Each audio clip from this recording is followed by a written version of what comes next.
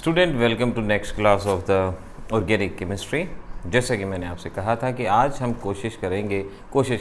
करेंगे ही आज इस चैप्टर को हम फिनिश करेंगे। कुछ इंपॉर्टेंट क्वेश्चन आंसर्स के बारे में जानेंगे, कुछ फिज़िकल प्रॉपर्टीज़ के बारे में जानेंगे और ये चैप्टर आज हमारा ख़त्म होगा ही। तो उसी बात को कंटिन्यू करते हुए चलिए आगे बढ़ते हैं। और ये प्रॉब्लम चलो हम बाद में लेंगे, पहले ज़रा हम कुछ टॉपिक को पढ़ लें जिसे फिज़िकल प्रॉपर्टी कहा जाता है। नाउ मैं हेडिंग डालता हूँ फिज़िकल प्रॉपर्टीज़, पूरी की पूरी ऑर्गेनिक केमिस्ट्री में बिल्कुल इसी तरह से पढ़ना होगा। और केमिकल प्रॉपर्टीज़ का मतलब जहाँ केमिकल रिएक्शन होती हैं, और फिज़िकल प्रॉपर्टी का मतलब जैसे बॉइलिंग पॉइंट, मेल्टिंग पॉइंट वगैरह, इनके बारे में आपको सीखने की ज़रूरत है। और किस तरह से इसको करेंगे आइए जानते हैं। सबसे पहली फिज़िकल प्रॉपर्टी हमेशा पढ़ी जाती है फिज़िकल स्टेट। आज जिस तरह से मैं फिज़िकल प्रॉपर्टी आपको बता दूंगा, सेम वही पैटर्न पूरी ऑर्गेनिक केमिस्ट्री के अंदर आपको फॉलो करना होगा। सेम वही पैटर्न, उसी पैटर्न से आपकी बात बन जाएगी। फिज़िकल स्टेट का मतलब सॉलिड, लिक्विड, गैस। तो कंपाउंड किस तरह का है, तो एक सिंपल सी बात ये ध्यान रखो कि physical state depends upon the forces of attraction. Physical state हमेशा फोर्सेस ऑफ अट्रैक्शन के ऊपर डिपेंड करती है। अगर मॉलिक्यूल्स में फोर्सेस ऑफ अट्रैक्शन स्ट्रॉन्ग हैं तो वो सॉलिड होता है, इंटरमीडिएट हैं तो वो लिक्विड होता है, और अगर नेग्लिजिबल हैं तो वो गैसियस होता है।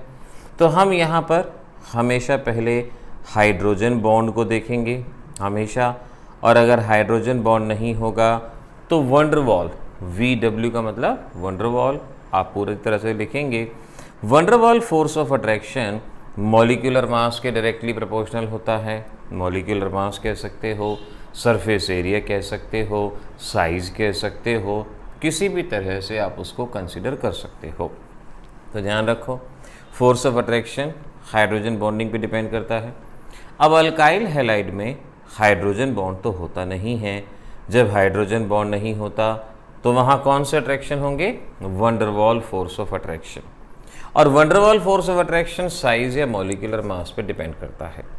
तो किसी भी ऑर्गेनिक कंपाउंड में हम ये कहते हैं कि जैसे जैसे साइज़ बढ़ता है वैसे वैसे फिज़िकल स्टेट गैसियस से लिक्विड और लिक्विड से सॉलिड की तरफ बढ़ती जाती है। So we can say higher organic compounds are solid because of higher forces of attraction, ये कहा जाएगा। तो सपोज क्वेश्चन आ गया, why higher organic compounds are solid, ये आपको क्वेश्चन दे दिया। अब ये क्वेश्चन एल्कोहल में भी आ सकता है, why higher alcohols are solid, why higher carboxylic acids are solid, why higher amines are solid. तो आपका एक सिंपल सा जवाब होगा बिकॉज ऑफ बिगर साइज।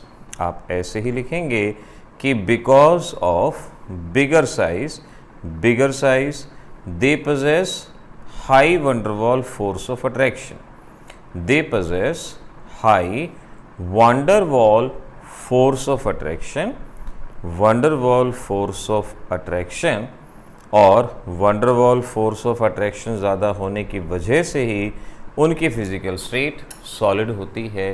तो हर एक में बिल्कुल यही जवाब आप दे पाएंगे, यही जवाब आपको देना होगा। तो इस तरह से आपका ये क्वेश्चन यहाँ पर सॉल्व रहेगा। नाउ अगली फिज़िकल प्रॉपर्टी आती है हमारे पास boiling point and melting point. Boiling point and melting point, ये भी बहुत चालाकी से समझना होता है, क्योंकि छोटे छोटे ऐसे एक्सेप्शन हैं जहाँ पे गड़बड़ियाँ हो जाती हैं। तो बहुत ध्यान से इस पॉइंट को समझते हैं, boiling point and melting point. Boiling point liquid का होता है, मेल्टिंग पॉइंट सॉलिड का होता है। अब देखो, जब मैं कंसेप्ट बनवाने की कोशिश करता हूँ, आप उस कंसेप्ट को समझना। इन जनरल इन दोनों को मैं एक ही बॉइलिंग पॉइंट्स बता रहा हूँ। बॉइलिंग पॉइंट और मेल्टिंग पॉइंट डिपेंड करता है फोर्स ऑफ अट्रैक्शन पे। ध्यान रखना, बॉइलिंग पॉइंट और मेल्टिंग पॉइंट डिपेंड करता है फोर्स ऑफ अट्रैक्शन पे, और फोर्स ऑफ अट्रैक्शन जो सबसे पहले हमेशा देखे जाते हैं वो होते हैं हाइड्रोजन बॉन्ड। हाइड्रोजन बॉन्ड पता है ना कहाँ बनते हैं? हाइड्रोजन बॉन्ड वहाँ बनता है जहाँ हाइड्रोजन फ्लोरीन से, ऑक्सीजन से और नाइट्रोजन से कनेक्ट होता है। अब अल्काइल हैलाइड में ऐसा कोई भी कंडीशन नहीं होती, यानी अल्काइल हैलाइड में हाइड्रोजन बॉन्ड नहीं होता। अगर हाइड्रोजन बॉन्ड नहीं है तो हम देखते हैं wonder Waals force of attraction, wonder wall attraction, wonder Waals force of attraction की वहाँ पर बात करते हैं। और wonder Waals force of attraction में भी अब आप ध्यान रखेंगे, पहले आपको नंबर ऑफ हैलोजन देखने हैं, नंबर ऑफ हैलोजन देखने हैं कि नंबर ऑफ हैलोजन जिसमें ज़्यादा हैं, और अगर नंबर ऑफ हैलोजन सेम हैं तो आपने साइज़ और मॉलिक्यूलर मास इनमें से किसी एक चीज़ को देखना है। साइज़ और मॉलिक्यूलर मास हो सकता है आपको दिखाई ना दे रहा हो, तो मैं साइज़ के नीचे लिख देता हूँ मॉलिक्यूलर मास। अगर इस तरह से आप आगे बढ़ोगे तो डेफिनेटली क्वेश्चन सॉल्व कर पाओगे। पहले हाइड्रोजन बॉन्ड जो कि किसी में नहीं है, और फिर नंबर ऑफ हैलोजन जिसमें हैलोजन ज़्यादा होंगे, और फिर उसके बाद साइज़, अगर साइज़ वहाँ पर जिसका बड़ा होगा उसके बारे में ही बात की जाएगी, और फिर मॉलिक्यूलर मास। इस तरह से आप इसको सॉल्व करेंगे। जैसे सपोज़ आपसे पूछा गया कि भाई CH3Cl एंड CH3F आपको बताना है किसका बॉइलिंग पॉइंट ज़्यादा होगा इन दोनों में से। अब हाइड्रोजन बॉन्ड तो है नहीं, वंडर वॉल जिसमें नंबर ऑफ हैलोजन ज़्यादा, दोनों में नंबर ऑफ हैलोजन तो बराबर हैं, क्लोरीन फ्लोरीन। तो अब आप किस पे ध्यान दोगे, साइज़ या मॉलिक्यूलर मास? क्लोरीन का साइज़ बड़ा होता है, फ्लोरीन का साइज़ छोटा होता है, तो जिसका साइज़ बड़ा है उसका बॉइलिंग पॉइंट ज़्यादा है। ये जवाब CH3Cl possess higher boiling point, ये बात बन जाएगी। अगर आपसे कहते हैं CH3Cl CH3CH2Cl यहाँ बताना है, so now again you can understand, आपको नंबर ऑफ हैलोजन देखने हैं, नंबर ऑफ हैलोजन बराबर हैं। अगर नंबर ऑफ हैलोजन बराबर हैं तो साइज़ देखना है, साइज़ उसका बड़ा है, और जिसका साइज़ बड़ा है उसका बॉइलिंग पॉइंट ज़्यादा है। ये आपका जवाब हो जाएगा कि इसका बॉइलिंग पॉइंट ज़्यादा। अब ज़रा इस पे ध्यान दो, मैं आपसे कहता हूँ कि भाई आपके पास ये कंपाउंड है, अब आपको बताना है कि किसका बॉइलिंग पॉइंट ज़्यादा होगा। ये कंपाउंड है, क्या खुद से बता सकते हैं आप? क्या अंदाज़ा लगा सकते हैं आप? CH2Cl CH2Cl, तो जिसमें हैलोजन ज़्यादा है, इसमें 2 हैलोजन हैं, इस वजह से इसका बॉइलिंग पॉइंट ज़्यादा होगा, बॉइलिंग पॉइंट हायर होगा। इस तरह से हमें इस पॉइंट को याद रखने की ज़रूरत है कि किस चीज़ के ऊपर डिपेंड करता है। तो नंबर ऑफ हैलोजन देखना है, साइज़ देखना है, मॉलिक्यूलर मास, और चाहो तो इसमें एक और पॉइंट ऐड कर सकते हो, surface area. Surface area point भी आप यहाँ पर ऐड कर सकते हो। भाई बात वही है, सरफेस एरिया ज़्यादा होगा तो फोर्स ऑफ अट्रैक्शन वहाँ पे ज़्यादा होंगे। जैसे मैं एक क्वेश्चन एल्केन का लेता हूँ। देखो, एल्केन में पूछते हैं ब्यूटेन और आइसोब्यूटेन, आपको बताना है कहाँ पर किसका बॉइलिंग पॉइंट ज़्यादा होगा। क्योंकि मैं यहाँ जो बात कर रहा हूँ पूरे ऑर्गेनिक कंपाउंड्स के बारे में बात कर रहा हूँ, किसका बॉइलिंग पॉइंट ज़्यादा होगा। तो आप क्या करोगे, हाइड्रोजन बॉन्ड किसी में नहीं है, उसके बाद wonder wall, number of halogen है ही नहीं, साइज़ अगर देख, मॉलिक्यूलर मास दोनों का बराबर है। सरफेस एरिया पे ध्यान दो, सरफेस एरिया, इसका सरफेस एरिया ज़्यादा है, उसका सरफेस एरिया कम है। सरफेस एरिया कम होने की वजह से van der Waals force of attraction कम होंगे और बॉइलिंग पॉइंट कम होगा। तो lower is the surface area, lower is the boiling point, higher is the surface area, higher is the boiling point. तो यहाँ से एक जनरलाइजेशन आप निकाल सकते हो। आप ये कह सकते हो, आप इस बात को जनरलाइज बड़ी आसानी से यहाँ कर सकते हो, विद ब्रांचिंग, जैसे जैसे ब्रांचिंग होती है, with branching surface area decreases. Surface area decreases, hence boiling point decreases. Surface area decrease होता है और बॉइलिंग पॉइंट डिक्रीज होता है जैसे जैसे ब्रांचिंग होती है। आप इस पॉइंट को अच्छे से याद रख सकते हो। क्वेश्चन आया विच पजेस हायर बॉइलिंग पॉइंट, विच पजेस हायर बॉइलिंग पॉइंट, ये आपसे क्वेश्चन पूछा गया। तो देखो क्या जवाब दोगे। ए पार्ट या नंबर 1 आपके पास है CH3OH एंड CH3Cl, ये आपके पास है।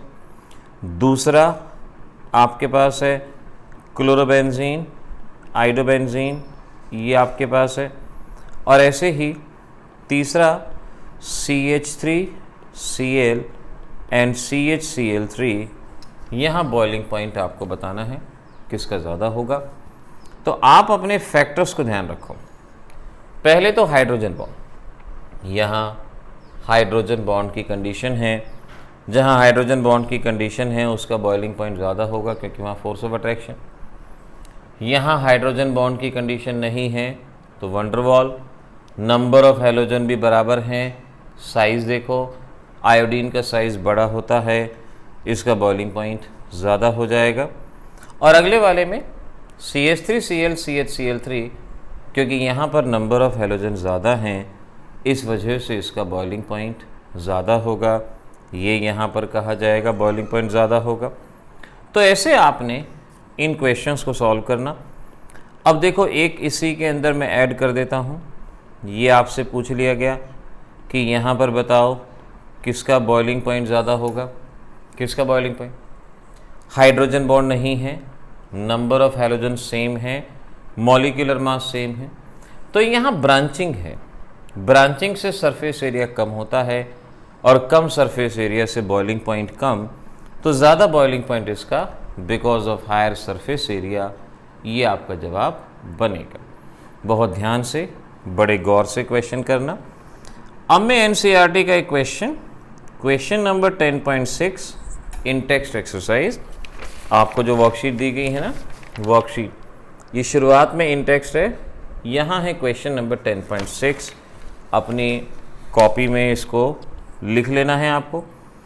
क्वेश्चन है arrange followings in the order of boiling point. मैं शॉर्ट में लिख रहा हूँ, arrange in the order of boiling point. और आपके पास है पहले में है ब्रोमोमीथेन। मैं सीधा स्ट्रक्चर बना रहा हूँ क्योंकि क्वेश्चन तो आप सभी के पास वर्कशीट में होगा। ब्रोमोमीथेन, उसके बाद है ब्रोमोफॉर्म CHBr3, फिर है क्लोरोमीथेन CH3Cl, और फिर है आपके पास डाईब्रोमोमीथेन यानी CH2Br2। ब्रोमोमीथेन है आपके पास, ठीक है, ब्रोमोफॉर्म है, सही है, क्लोरोमीथेन है और डाईब्रोमोमीथेन है। और ऐसे ही नंबर 2 में 1 क्लोरोप्रोपेन, जो कि मैं डायरेक्ट स्ट्रक्चर बना देता हूँ, और उसके बाद है आइसोप्रोपाइल क्लोराइड, जो स्ट्रक्चर ये है। आप बच्चों से कई बार स्ट्रक्चर नहीं बनते। 1 क्लोरोब्यूटेन, ये यहाँ पे प्रेजेंट है, ये 1 क्लोरोब्यूटेन। अब इनको आपने सॉल्व करना है क्योंकि फिज़िकल प्रॉपर्टी के क्वेश्चन कुछ ही होते हैं, तो एग्ज़ाम में भर भर के आते हैं, भर भर के पूछे जाते हैं, आप आसानी से जवाब दोगे। तो मैंने फैक्टर क्या बताया? फैक्टर मैंने जो बताया उन फैक्टर को आपने ध्यान रखना।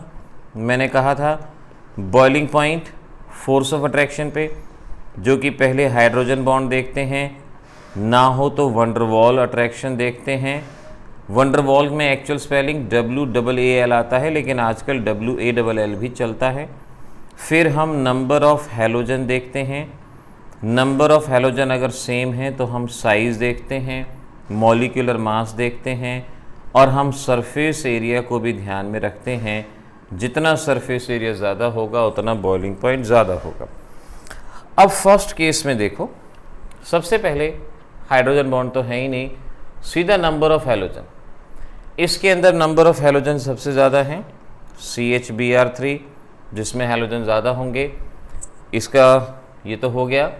वहाँ 2 हैलोजन हैं, CH2Br2, ये हो गया। इन दोनों में एक एक हैलोजन। अगर नंबर ऑफ हैलोजन सेम है तो साइज़ देखो, ब्रोमीन और क्लोरीन, ब्रोमीन का साइज़ बड़ा होता है, CH3Br और फिर CH3Cl। इस तरह से ये आपके क्वेश्चन का जवाब यहाँ पर बन जाएगा और ऐसे बड़ी आसानी से आप अपने इस क्वेश्चन को बता सकते हैं, ये आपका आंसर बनेगा। सिमिलरली नेक्स्ट को देखो, नेक्स्ट को ये है नंबर ऑफ हैलोजन, कहीं यहाँ भी एक हैलोजन है, यहाँ भी एक। कंपाउंड क्या है आपका पहला, 1 क्लोरोप्रोपेन, तो यहाँ आयोडीन नहीं है, क्लोरीन है, 1 क्लोरोप्रोपेन ये है। अब नंबर ऑफ हैलोजन तीनों में एक एक हैं, साइज़ देखो, इसमें 3 कार्बन 3 कार्बन, उसमें 4 कार्बन, लास्ट वाले का साइज़ बड़ा है तो हम कहेंगे 1 क्लोरोब्यूटेन, इसका बॉइलिंग पॉइंट सबसे ज़्यादा होगा क्योंकि उसका साइज़ बड़ा है। अब यहाँ भी 3 कार्बन, यहाँ भी 3 carbon, number of carbon same है। सरफेस एरिया पे ध्यान दो, अभी मैंने बताया था ब्रांचिंग से सरफेस एरिया घटता है। ये स्ट्रेट चेन है, ये ब्रांच्ड है, ब्रांचिंग से सरफेस एरिया कम होगा, बॉइलिंग पॉइंट कम होगा। ब्रांचिंग नहीं है, सरफेस एरिया ज़्यादा है तो बॉइलिंग पॉइंट ज़्यादा होगा। तो इस तरीके से CH3CH2Cl और यहाँ CH3CHClCH3, इस तरह से हमारा ये कंपाउंड ये सॉल्व होगा। तो आपकी NCERT वर्कशीट का बॉइलिंग पॉइंट का ये क्वेश्चन यहाँ पर सॉल्व होता है। ये एक जेन्युइन क्वेश्चन है, लेकिन बच्चों से गलती हो जाती है अगर वो फैक्टर ना जाने कि नंबर ऑफ हैलोजन सबसे पहले देखना है। कई बार इस फैक्टर के ऊपर ध्यान नहीं दिया जाता और गड़बड़ी हो जाती है। अच्छा, अब यहाँ पर एक पर्टिकुलर क्वेश्चन, इम्पॉर्टेंट क्वेश्चन, बहुत ध्यान से समझने की कोशिश करें। क्वेश्चन है boiling point of ortho dichlorobenzene is higher than para dichlorobenzene. अलग से क्वेश्चन है, बहुत ध्यान से समझो। पैरा डाइक्लोरोबेंजीन, और वेरी इंपॉर्टेंट क्वेश्चन है, वेरी इंपॉर्टेंट कैटेगरी में ये 2 क्वेश्चन हैं जो मैं अब साथ साथ करवा रहा हूँ। Boiling point of ortho dichlorobenzene is higher than para dichlorobenzene, कैसे करना है समझना। देखो, ये है ऑर्थो डाइक्लोरोबेंजीन ClCl और ये है पैरा डाइक्लोरोबेंजीन। तो हमारे वो जो कन्वेंशनल थे कि नंबर ऑफ हैलोजन देखो, नंबर ऑफ हैलोजन बराबर है, मॉलिक्यूलर मास बराबर है, ब्रांचिंग बराबर है, तो वो हमारी चीज़ें यहाँ अप्लाई नहीं होंगी। यहाँ भी 2 ब्रांच हैं, यहाँ भी 2 ब्रांच हैं, वो चीज़ें अप्लाई नहीं होंगी। अब आप एक बात हमेशा ध्यान रखो कि बॉइलिंग पॉइंट लिक्विड का देखा जाता है और जितना पोलर कैरेक्टर होगा, जितना पोलर कंपाउंड होगा, उतना चार्ज होगा, उतना फोर्स ऑफ अट्रैक्शन होगा और उतना बॉइलिंग पॉइंट ज़्यादा होगा, उतना बॉइलिंग पॉइंट ज़्यादा होगा। तो इस केस को सॉल्व करने के लिए आप इस बात को ध्यान रख लोगे कि boiling point directly proportional to polar nature और पोलर कैरेक्टर। जितना पोलर कैरेक्टर ज़्यादा होगा, अब एक्चुअल में जब हम नंबर ऑफ हैलोजन की बात करते हैं तो नंबर ऑफ हैलोजन आने से पोलर कैरेक्टर बढ़ता है, तो जितना पोलर कैरेक्टर ज़्यादा होता है उतना बॉइलिंग पॉइंट ज़्यादा। अब क्लास 11th में और GIC से अगर आपको याद हो, यहाँ पर डायपोल मोमेंट 0 होगा, पैरा वाले में डायपोल मोमेंट क्या होगा 0, और ये नॉन पोलर होगा, नॉन पोलर, क्योंकि एक दूसरे को कैंसल आउट करेंगे, जबकि ऑर्थो वाले में ये एक दूसरे को कैंसल आउट नहीं करेंगे और इसका डायपोल मोमेंट 0 नहीं होगा, इसका डायपोल मोमेंट डेफिनेट होगा, ये 0 नहीं होगा, यानी ये कैसा होगा, पोलर होगा। ऑर्थो वाला पोलर है, पैरा वाला नॉन पोलर है, उसका डायपोल मोमेंट 0 है। बस बन गया जवाब। Because of polar nature of ortho dichlorobenzene its boiling point is higher. जवाब में यही लिखना है, because of polar nature of ortho dichlorobenzene. Dichlorobenzene, its forces of attraction are higher, इनके forces of attraction ज़्यादा हैं then para-dichlorobenzene और hence possess higher boiling point, high boiling point. Exam में क्वेश्चन आता है, अक्सर आता है, आप इसी तरह से स्ट्रक्चर बना के पोलर कैरेक्टर बता के जवाब दे पाएंगे ये बॉइलिंग पॉइंट का, पर्टिकुलरली बॉइलिंग पॉइंट का। अब यहीं पर दूसरा question, again very important, melting point of para-dichlorobenzene is higher than ortho-dichlorobenzene। अब इस बात को समझना कि मेल्टिंग पॉइंट para-dichlorobenzene का ज़्यादा है। अब देखो ये बात हमेशा ध्यान रखना कि ortho-dichlorobenzene का बॉइलिंग पॉइंट ज़्यादा होता है और para-dichlorobenzene का मेल्टिंग पॉइंट ज़्यादा होता है। अब ऐसा किस वजह से है? देखो एक चीज, बॉइलिंग पॉइंट होता है लिक्विड का और मेल्टिंग पॉइंट होता है सॉलिड का। मेल्टिंग पॉइंट किसका होता है? सॉलिड का। सॉलिड का मेल्टिंग पॉइंट होता है। सॉलिड में forces of attraction close packing पे डिपेंड करते हैं। सॉलिड की एक अलग बात होती है। सॉलिड में पोलर कैरेक्टर बाद में देखा जाता है, पहले क्लोज पैकिंग, कितना पार्टिकल एक दूसरे के क्लोज हैं।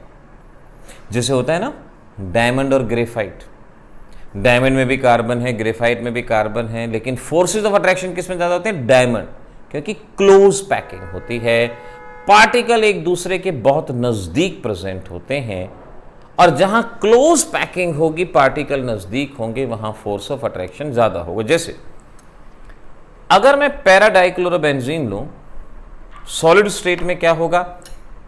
para-dichlorobenzene के मॉलिक्यूल आसपास होंगे।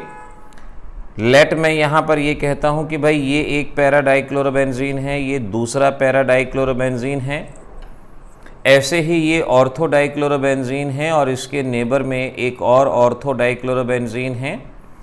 अब para-dichlorobenzene में देखो शेप ऐसी है कि ये एक दूसरे के बहुत नजदीक हैं, इनमें स्पेस बहुत कम है, क्लोज पैकिंग होगी, टाइट पैकिंग होगी, क्लोजली अटैच्ड होंगे। लेकिन ऑर्थो-डाइक्लोरो की शेप ऐसी है कि इनके बीच में डिस्टेंस ज्यादा होगी, पैकिंग इतनी क्लोज नहीं होगी। तो para-dichlorobenzene में because of symmetrical shape close packing is present and possess higher melting point, ये आप कह पाओगे। तो लिखोगे इन para-dichlorobenzene close packing is present due to its shape, due to its symmetrical shape भी लिख सकते हो या simple shape भी लिख सकते हो, and hence possess high melting point। इस वजह से इसका मेल्टिंग पॉइंट ज़्यादा होता है ऑर्थो वाले के कंपैरिजन में। ये आपका जवाब होगा। तो देखो ये इंपॉर्टेंट क्वेश्चन लगातार बनते हैं और आपको ज़रूरी है कि इन इंपॉर्टेंट क्वेश्चन को समझना। बॉइलिंग पॉइंट, मेल्टिंग पॉइंट पे जो भी क्वेश्चन सिलेबस में आपके कहीं भी पूछा जा सकता है, यहाँ हो चुका है, यहाँ पढ़ चुके हो। अगली फिजिकल प्रॉपर्टी है डायपोल मोमेंट। डायपोल मोमेंट, और डायपोल मोमेंट ये मैंने आपको जीओसी में भी बताया था।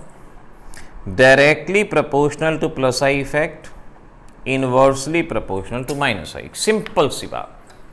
बुक्स में क्या होता है कि बहुत बड़ी बड़ी एक्सप्लेनेशन दी जाती हैं। अब जो क्वेश्चन मैं करवाऊंगा उसकी एक्सप्लेनेशन अगर आप बुक्स में देखेंगे ना, बहुत बड़ी बड़ी है, पजल हो जाते हैं बेकार में, कोई ज़रूरत नहीं है। Directly to plus I, inversely to minus I, ये ध्यान रखो, जिसमें माइनस आई इफेक्ट ज़्यादा होगा उसका डायपोल मोमेंट कम होगा।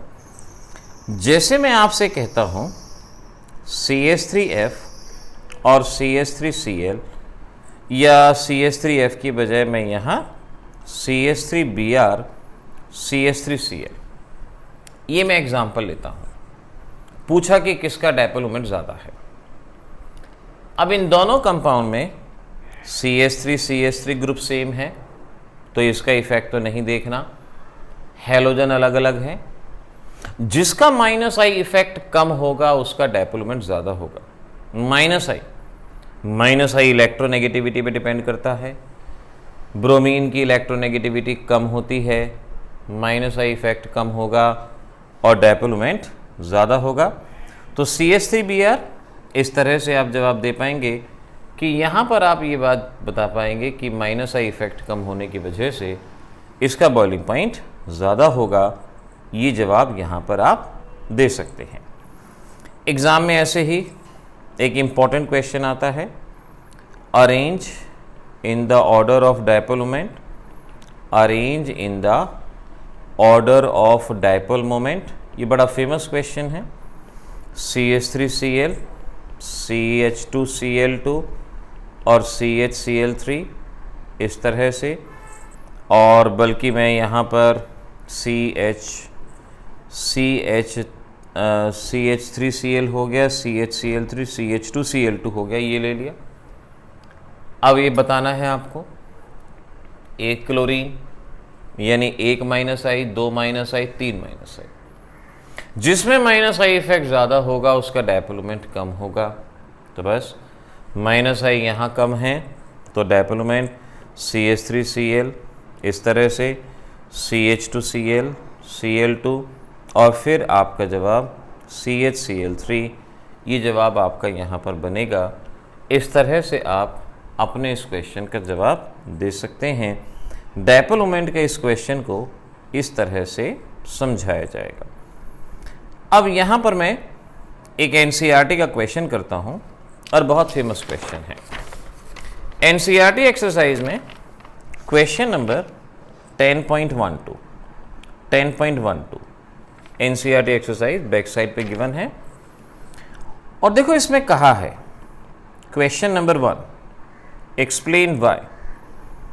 Number 1, dipole moment of chlorobenzene is lower than cyclohexyl chloride। इसका फर्स्ट पार्ट ये है, सेकेंड पार्ट ही बताते हैं कि क्लोरोबेंजीन का डायपोल मोमेंट साइक्लोहेक्साइल क्लोराइड से कम है, आखिर ऐसा क्यों है। आप कई तरह से इसका आंसर दे सकते हो। देखो, बेंजीन और क्लोरीन ये है, बेंजीन का माइनस आई इफेक्ट होता है और साइक्लोहेक्सेन रिंग का प्लस आई इफेक्ट होता है। माइनस आई इफेक्ट होने से ये चार्ज को डिस्पर्स कर देता है, चार्ज को फैला देता है। प्लस आई इफेक्ट होने की वजह से ये चार्ज को एक ही जगह पे इकट्ठा करता है। तो बुक्स में जो एक्सप्लेनेशन दी जाती हैं वो यही कि charge is dispersed, hence we can say dipole moment is lower. आप चाहो तो डायरेक्ट यहां से जवाब दे सकते हो, due to minus I effect of phenyl ring, due to minus I effect of benzene ring its dipole moment is lower, dipole moment is lower. ये आपका जवाब आपको बकायदा लिख देना होगा। In case of chlorobenzene, due to minus I effect of the ring, the dipole moment of chlorobenzene is lower, and due to plus I effect of cyclohexyl ring, its dipole moment is higher. इस तरह से आपको जवाब दे देना होगा, sufficient है। आपको अब पता है, अगर इस क्वेश्चन का आंसर देखो ना, बुक में 6-7 लाइन में है। अब क्या करना है 6-7 लाइन का? 1 नंबर का क्वेश्चन है, और 1 नंबर के क्वेश्चन का जवाब जब डायरेक्ट दिया जा सकता है तो उसमें आपको किसी भी तरह की परेशानी उठाने की ज़रूरत नहीं है। आप डायरेक्ट इसको ऐसे कर सकते हैं। अब इसी क्वेश्चन में एक सेकंड पार्ट है, alkyl halide though polar but immiscible are immiscible with water. अब देखो ये हमारा क्वेश्चन, और ये क्वेश्चन अक्सर एग्जाम में आता है कि एक्सप्लेन करना है कि अल्काइल हैलाइड पोलर है फिर भी पानी में सॉल्युबल नहीं होते, क्यों नहीं होते। पानी में सॉल्युबल कौन होता है? जनरली कहा जाता है पानी पोलर होता है और पोलर में पोलर सॉल्यूट डिसॉल्व होते हैं। तो एग्जामिनर फंसाएगा कि भाई अल्काइल हैलाइड तो पोलर है, इनको भी पानी में डिसॉल्व होना चाहिए, लेकिन ये पानी में डिसॉल्व नहीं होते। अब जो बता रहा हूं वो याद रखना। पानी में दो तरह की चीजें सॉल्युबल होती हैं। पहली चीज जो हाइड्रोजन बॉन्ड बनाती हो अलग से रफ में, जो हाइड्रोजन बॉन्ड बनाती हो पानी के साथ, या जो आयोनिक कंपाउंड हो। अब अल्काइल हैलाइड जैसे CH3Cl ना तो ये हाइड्रोजन बॉन्ड बनाता और ना ही आयनिक कंपाउंड, ये कोवेलेंट कंपाउंड है, पोलर कोवेलेंट। आयनिक नहीं, आयनिक कौन होता है? NaCl, KCl, KBr, वो आयनिक होते हैं। ना तो ये हाइड्रोजन बॉन्ड बनाता है और ना ही आयनिक कंपाउंड है, और इसीलिए ये पानी में सॉल्युबल नहीं है। तो आप इसका जवाब किस तरह से दोगे? लिख लो, मैं बोलता हूं जवाब लिखना।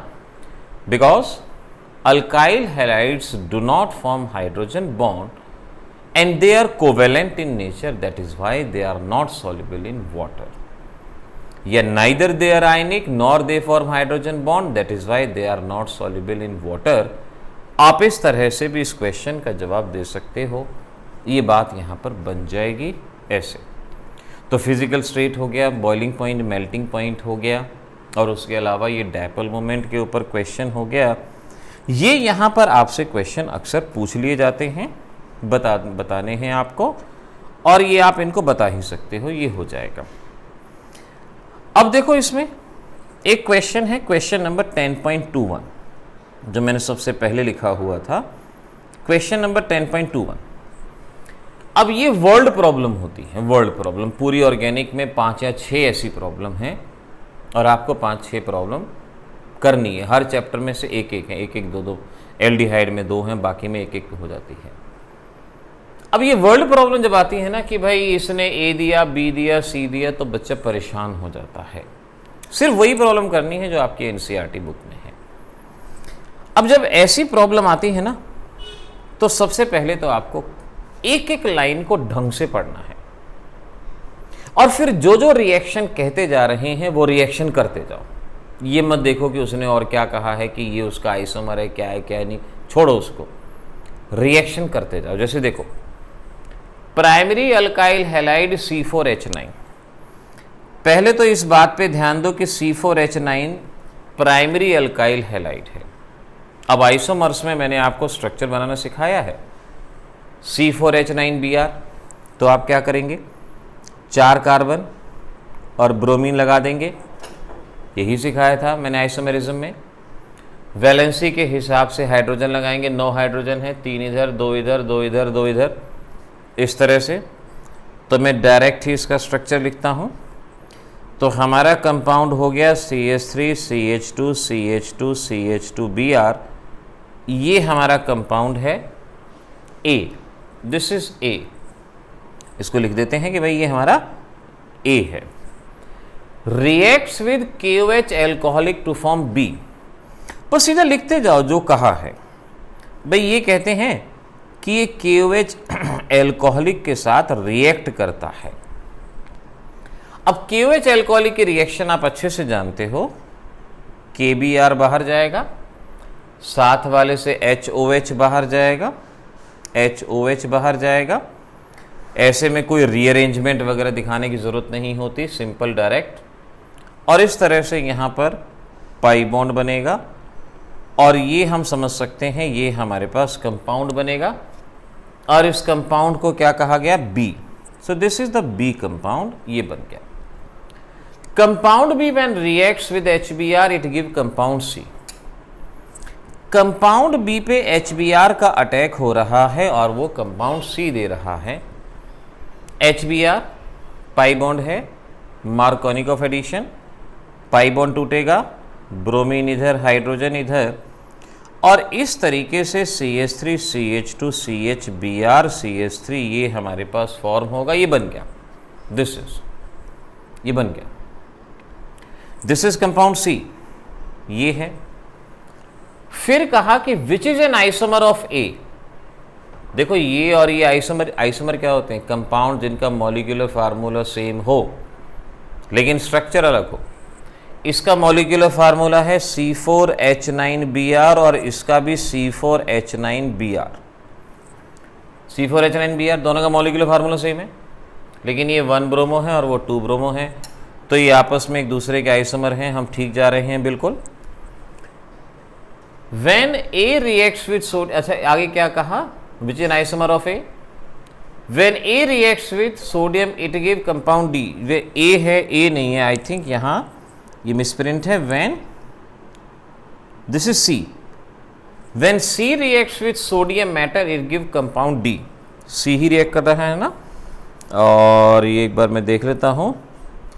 When A react with sodium matter, इन्होंने A ही कहा है, वैसे तो C होना चाहिए, कोई बात नहीं, हम A कर लेते हैं। A react with sodium metal, it give compound D। ये सोडियम मेटल के साथ रिएक्ट करता है ये।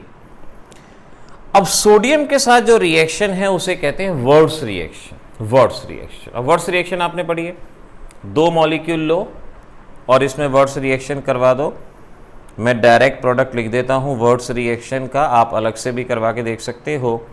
CH2 CH2 CH2 CH3 ये आपके पास आ रहा है, ये आपके पास, और ये है कंपाउंड D, ये है आपका compound D। This is D which is different from N-butyl bromide is reacted with sodium। When A reacts with sodium it give compound D। तो यहाँ पर ये हमें कंपाउंड D मिल रहा है। आपको रिएक्शन बतानी है, ये रिएक्शन हमारे सामने है। अब ये इसकी स्टेटमेंट हमारी बुक में थोड़ा सा गड़बड़ भी है, तभी मैंने स्टेटमेंट को थोड़ा सा मॉडिफाई किया है। एक्चुअल स्टेटमेंट ये होती है कि जब A sodium in dry ether से रिएक्ट करता है और जब C sodium in dry ether से रिएक्ट करता है तो जो कंपाउंड बनते हैं दोनों अलग अलग होते हैं। एक्चुअल स्टेटमेंट ये है, लेकिन हमारी बुक में ये स्टेटमेंट थोड़ी मिसप्लेस है, तभी मैं कहता हूँ कि आपने क्या करना है, जो जो कहा गया है ना बस वो बनाते जाओ।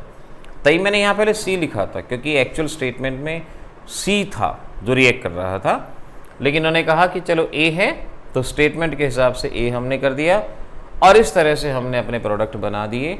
ये हमारे प्रोडक्ट यहाँ पे रहेंगे। आइडेंटिफाई करना था A क्या है, B क्या है, C क्या है, D क्या है, और ये हमने यहाँ पर आइडेंटिफाई कर लिए, आसानी से अपने प्रोडक्ट बना दिए। ऐसे आपको इन चीज़ों को यहाँ पर करने की ज़रूरत है और ये चीज़ें हो जाती हैं, कोई मुश्किल काम नहीं है। अब देखो आपको NCERT के जो क्वेश्चन बाकी सॉल्व करने हैं वो ध्यान रख लो। क्वेश्चन नंबर 10.22 कन्वर्जन का क्वेश्चन है। मैं सारे के सारे क्वेश्चन करवा चुका हूं आपको किसी न किसी के दौरान।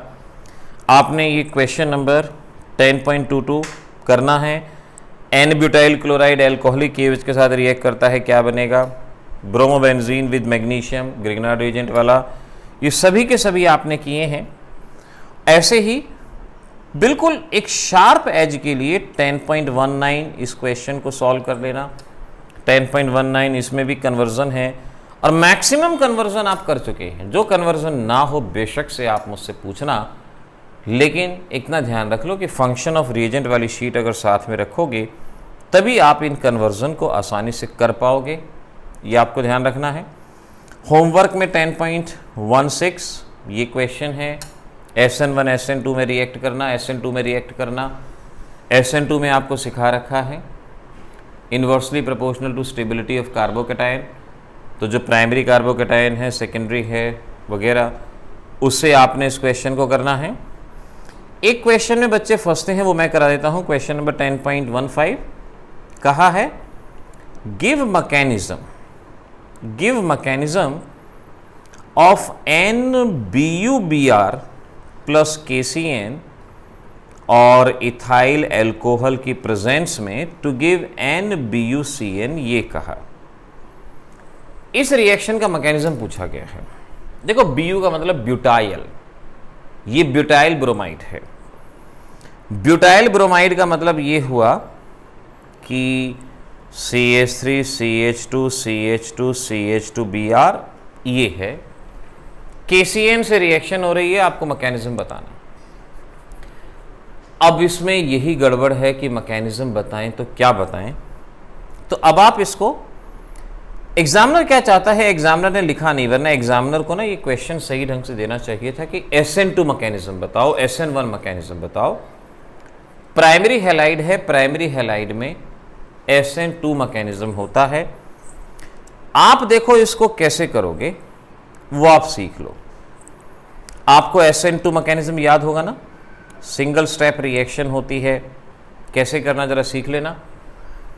पोटाशियम साइनाइड टूटेगा, K positive CN negative, K positive CN negative, CN negative का अटैक होगा। अब SN2 रिएक्शन में क्या होता है, ऑपोजिट साइड अटैक होता है। अगर ब्रोमीन इधर है तो साइनाइड यहां से अटैक करेगा। ट्रांजिशन स्टेट बनती है जहां पुराने बॉन्ड टूटते हैं और नए बॉन्ड बनते हैं। ब्रोमीन का बॉन्ड टूटेगा और साइनाइड का बॉन्ड बनेगा, ये ट्रांजिशन स्टेट SN2 रिएक्शन में। और फाइनली यहां से ब्रोमीन बाहर चला जाएगा और साइनाइड कनेक्ट हो जाएगा, Br नेगेटिव बाहर, और ये CH3 CH2 CH2 CN ये बनेगा। यानी एग्जामिनर ये देखना चाहते हैं कि अगर ये ब्रोमीन ऊपर है तो साइनाइड ऑपोजिट साइड आएगा, SN2 मैकेनिज्म को फॉलो करते हुए साइनाइड यहां आएगा।